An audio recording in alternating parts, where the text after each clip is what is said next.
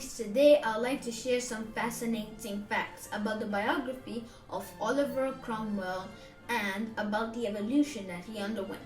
So, who is Oliver Cromwell? Well, we can call him reluctant revolutionary, bearer of the unprecedented title Lord Protector. The waves of revolution had lifted him from such an angle, from such a quiet backwater, from such an unwillingness to revolution, which was inherent in his nature. But the mighty tornado of revolution can do wonders, and it will elevate him really, really high, and he will essentially build a scaffold for Charles I. People describe him as a terrifying child of this revolution, but at the same time he was a talented commander who created a magnificent army that sings songs and wins battles. To understand something about his destiny, about his astonishing evolution that he underwent, it is important to understand where he came from, who were his parents, and what was his origin.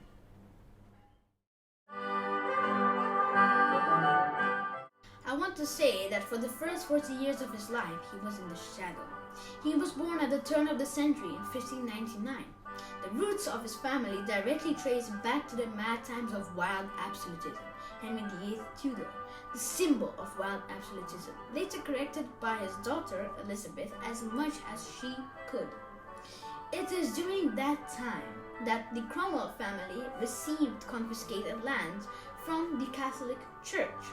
So all their wealth, like almost their entire fortune, was built on the destruction of the Catholic Church and their confiscations. Among their ancestors was a certain Thomas Cromwell, a figure of great magnitude, the Secretary of State of Henry VIII, who in 1585 greatly contributed to the execution of the brilliant humanist Thomas More. In other words, this figure was dark. But why did Henry VIII highlight him and bring him closer? Well, because he greatly aided in the confiscation of lands. Well, as we know, he was executed, and he was too close to the body of the absolute barbaric ruler for failing to choose a bride for Henry VIII. As always, he was seen as an enemy of the people, an heretic, and also a traitor. Now let's talk about the origin of our Cromwell. Well, his predecessors grew up in royal favor, especially his godfather. Also, by the way, Oliver Cromwell. So basically, our Oliver was named after his uncle or his father's brother. So it was Sir Oliver who inherited all these riches from the 16th century and was so notable and so prominent and very generous in all receptions. In 1603, when our hero was just 4 years old, James VI of Scotland, who was traveling to London for his coronation to become James I, the English king, the son of executed Mary Stuart, was received at his uncle Oliver's estate. So the king was received at the castle practically with 2 crowns. As sources describe, this little frail man with small crooked legs and a big head was so impressed by this reception that he girded his uncle with a knightly sword. He bestowed upon him the title of knight. The Cromwell family, these are people who grew up in the favors of kings. These people are not anti-monarchists at all. A few words about his parents. So his father, Robert, the brother of that very Oliver Cromwell, who was girded with a knightly sword, is a complete opposite to his godfather Oliver. Well, he is a Puritan. So Puritans, which is a movement in the Calvinist church, are those who strive for purity, but in like an extreme bourgeois sense. For example, don't waste anything, including money or religious services. Instead, you should pray a lot, have direct communication with God, and accumulate and amass wealth. So by doing so, you will prove your chosen status and God's favor upon you. Oliver Cromwell's father became wealthy and had good income. He was elected to Parliament and became a judge. This is not a common English career, but a typical career for a rural squire. His mother, Elizabeth Stuart, maiden name, also came from a family of rural squires, and she was even more fervently religious as a Puritan. Now, it may be thinking that Elizabeth Stuart has some connection to royal blood, but historians have been searching for a long time, but found nothing. So, they had 10 children, and Oliver Cromwell was the fifth in line, but the first son. He grew up surrounded by sisters. His parents set an example of true piety by praying all the time, reading the Bible, and talking and thinking about God. Cromwell himself grew up as a devout and religious person. In his estate, where things were going very well for him, but the neighbors actually joked that things could have been even better if he didn't spend so much time talking about God. This shows the environment in which he grew up. As a result, his spendthrift uncle went bankrupt while his father, Robert, became wealthy.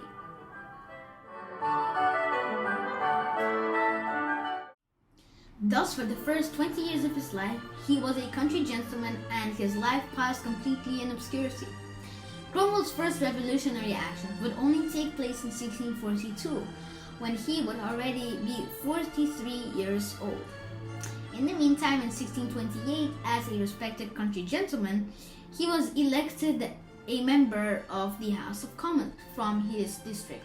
However, he was nobody there, just sitting in the back of the benches, not speaking out, while a battle was already brewing and verbal tensions were escalating, which would later turn into the English Civil War. During this time, he delivered a minor speech dedicated to the defense of the Puritans. Soon, he inherited property in Ely, or further enriched himself in the country of Cambridge. As a capable businessman and a devout man, he was nominated for Parliament. He became a member of the famous Long Parliament, which opened in 1640 and passed 204 resolutions, ultimately declaring war on the absolute power and the king. In 1642, he finally took his revolutionary action. By the decision of the Parliament, he seized the castle in Cambridge and arrested a captain. He was supposed to restore order there because it was kind of like his district and he acted within the framework of parliamentary law. Later on, he took the initiative and organized 2 volunteer units at his own expense, around £500, which was a substantial sum at the time. He began fighting, and these first volunteer units, which would resist the royalists, the king's supporters, would become the nucleus of his revolutionary army. Cromwell immediately stood out in this regard because he started recruiting these volunteers, beginning to fight.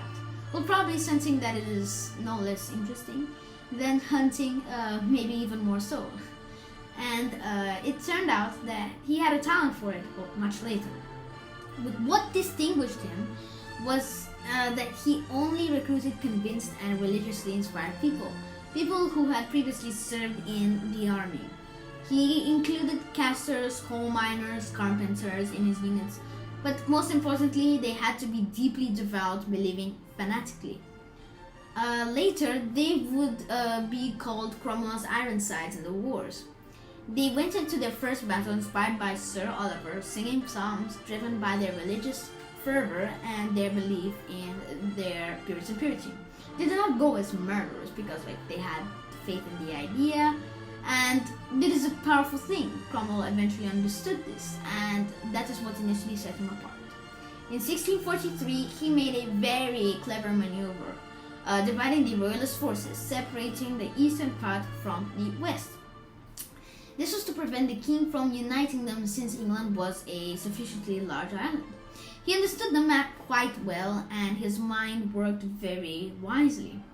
Soon he received the rank of colonel from Parliament and the king fled. Colonel Cromwell formed a united Eastern Army, which would soon turn him into a general. He was a discipline of discipline, and it is important to note that his soldiers went into battle with jubilation, faith, and enthusiasm. However, he would later have to confront problems with his army, desertion being one of them. Things did not go exactly as planned, and it is understandable because civil war is hell. He would deal ruthlessly with these deserters. They were his iron sides, and he was a man of iron will. I mean, such individuals flourished, especially during revolutionary times. The events then unfolded dramatically and very unfavorably for King Charles I. His Scottish supporters turned out to be quite weak. Essentially, they wanted independence and were not interested in the interests of King Charles. They didn't rely on the king or possess talented commanders like Cromwell. The idea of absolutism was in his mind, but the country had no intention of bringing that idea. Cromwell was, of course, the main initiator of the execution of King Charles I, the main advocate for this execution. 135 commissioners, as they were called, were brought to trial, but only 53 people attended the first session. People had serious doubts about simply executing God's anointed one. At the time, Cromwell said, "We will perform a short but just act, which all Christians will remember with respect throughout future times, and all the tyrants of the world with fear." Contemporary observers understood that it was the commander-in-chief, the general, who was the dividing forces behind the king's execution. One of the king's associates, Lord Keppel, compared Cromwell to a digit, saying, "I look at you as a figure that gives meaning to the value of the many zeros that follow it." That's exactly how a political opponent confronted Cromwell before the execution. It must be said that the execution of Charles certainly inspired the future French Revolution of the 18th century, and made all opponents of absolutism just tremble, while Cromwell himself became the embodiment of authority. So, on May 19, 1649, England declared itself a republic, and Charles was executed.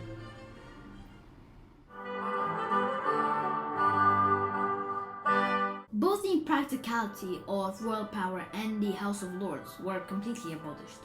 Today we know that in England there are both royal power and the House of Lords.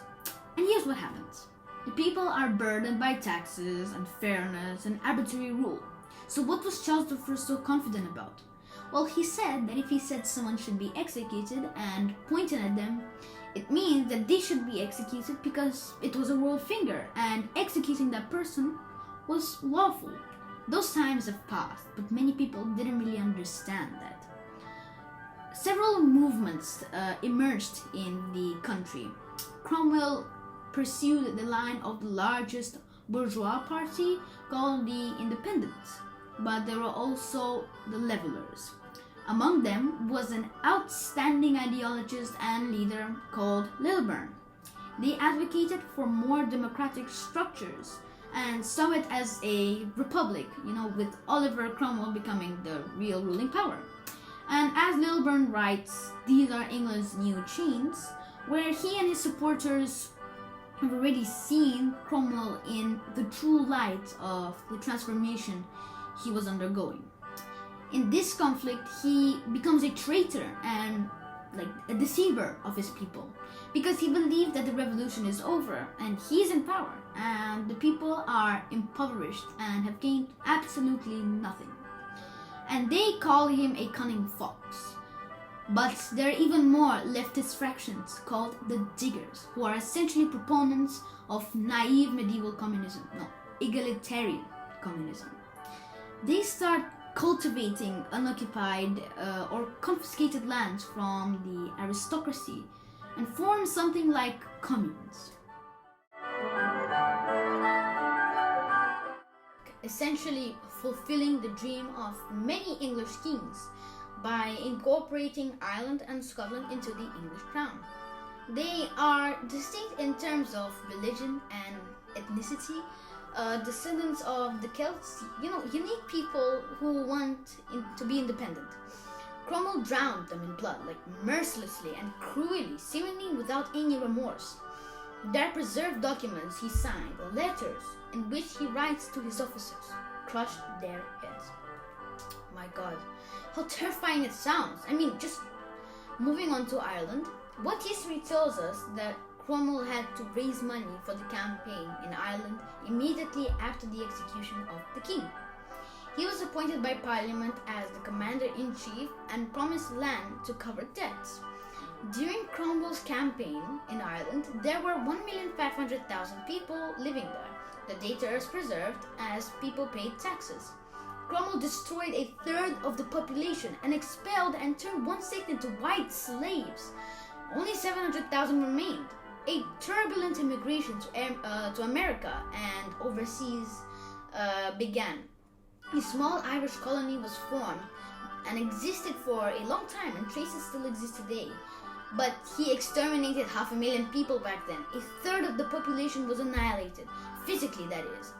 For example, during the capture of the Tragedy Fortress, which resisted the most, everyone was destroyed, and both these sides who resisted and those who had already surrendered. Example of terrible fate that befalls rulers and tyrants. But as he wrote, they were Catholics, so they were scoundrels and barbarians. He suppressed the Leveller uprising. His former supporters he changed, as his contemporary writes about him. He acquired the trait of a despot and a tyrant. He trusts no one, suspects everyone of betrayal, and essentially creates his own court. And it is quite logical that sooner or later what happened. In 1657, the Parliament, represented by several figures, offered Cromwell a crown. He already had the power, all the power, and in 1654, 4 years ago, the ceremony of his inauguration as Lord Protector, all the contemporaries and sources write, that the pomp was excessive. And where did the Puritan behavior go? Well, while the proposal was being made to bring everything into final balance and accept the crown, Cromwell said he would think about it, thanked Parliament, and refused. Under the condition of accepting the Constitution, he remained the Lord Protector according to the new Constitution, according to which the Lord Protector can appoint a successor. This was later fulfilled.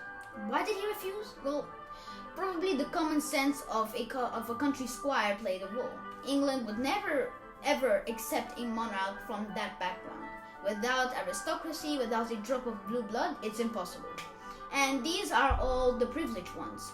They were fed from the royal palm, no matter how bad stewards were. Well, yes, they were terrible, but many started to think, hey, maybe the next stewards will be better.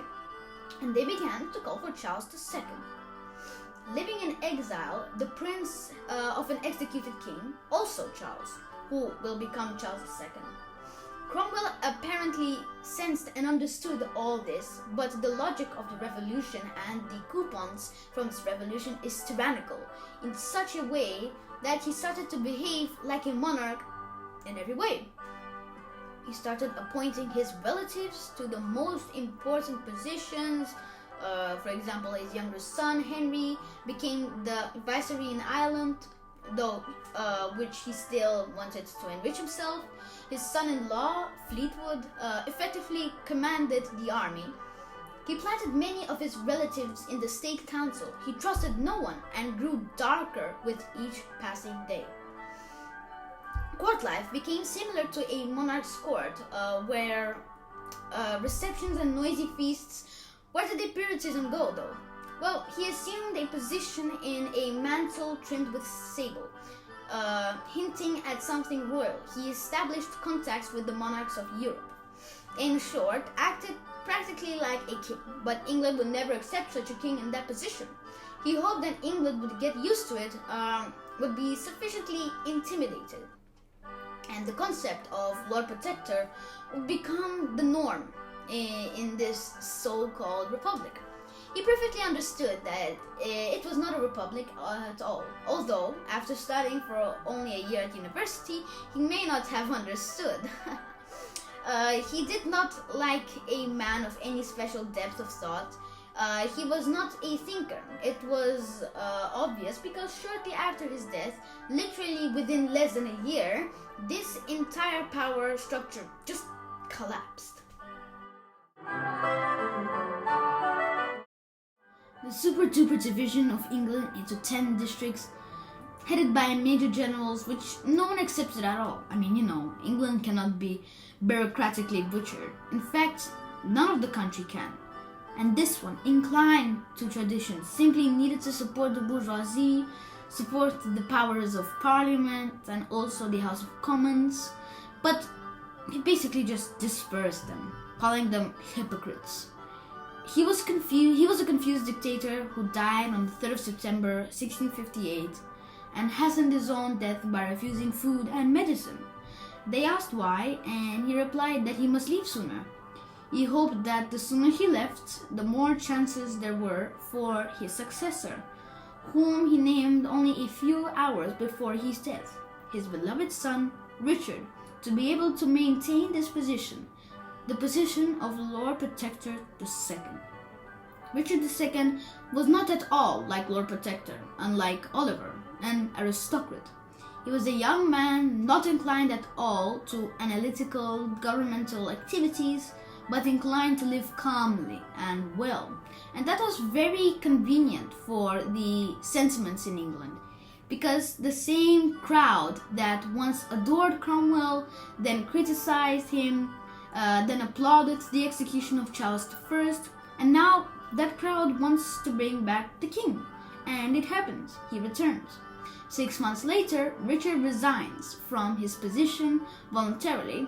The boy was far from state affairs, but apparently not foolish. At that time, England warmly welcomed King Charles II, and after Oliver Cromwell's death, they betrayed him to execution. I consider that absolutely immoral.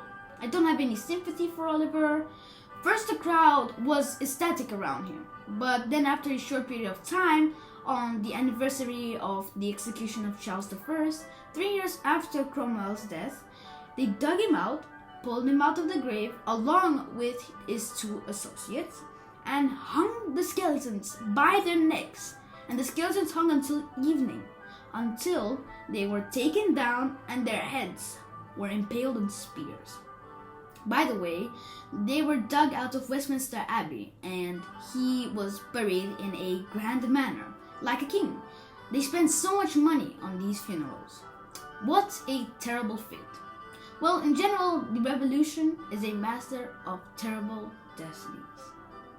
Thank you so much for listening to my presentation. I hope you really enjoyed it. Thank you so much. Bye!